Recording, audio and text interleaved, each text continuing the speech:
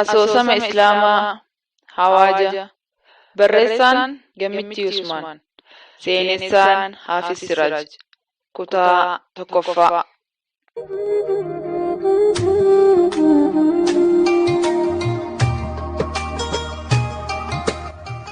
Jireenyi eega jiraachuu jalqabanitti jireenya jaameetuma yaamamaa. Abbaan qixxaa nyaatee buluu, abbaan xibsii nyaatee buluu hundi jireenyumaa. Gaafa garii jireenyi kun namaaf dabreetii hiyyumti namarraa dabarti. Gaafa garii namaaf dabruu dideetii hiyyumti garaa dachiitti namaan dabarti. Jiruu ilmi namaa jiraate kun hedduu isaa nama biraatiif yoo himame barnoota ta'a.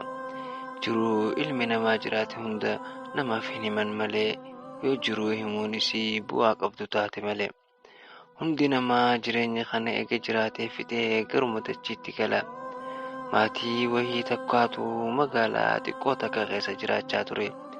Maatiin kun waliigalli isaanii 9, haadhaaf abbaa malee ilmaan 7, dhiira 4 fi dhalaa 3 jechuudha.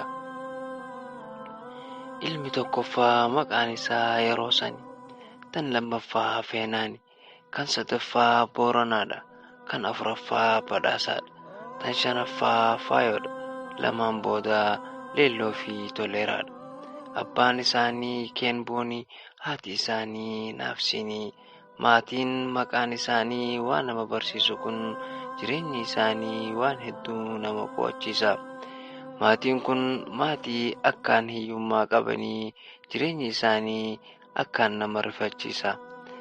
Abbaan isaanii eeyituu magaalaati, haati hoteela namaatti qulqulleessiti. Lamaan isaaniitu qarshiin isaan argatan waan nyaata mana isaanii ga'ee irraa hafuu miti. Harkaa fi afaan jidduu akka jaansani. Jireenyuma akkanaa kana jiraachaatii ilmaan isaanii barsiifatan. Ilmaan isaanii kan jalqabaa yeroo isaan kutaa 9 barata. Feenaanii fi Booranaan 8 baratan.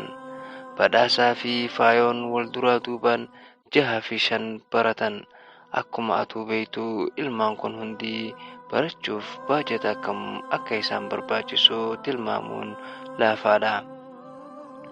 Leelloo fi Toleeraan barnoota hin jalqabne. Maatiin kun jireenya akka malee itti cimuu malee isaaniif laafuu dide. Dubbiin jireenya isaanii tun ilma isaanii kan hangafaa kana akka malee hin yaachistu. Eessaa fidanii fi akkamitti fidan jee itti hin yaadu. Inumaa inni maaliif qananiin hin jiraanne jee if cinqa. Barnootattis hedduu dadhabaadha.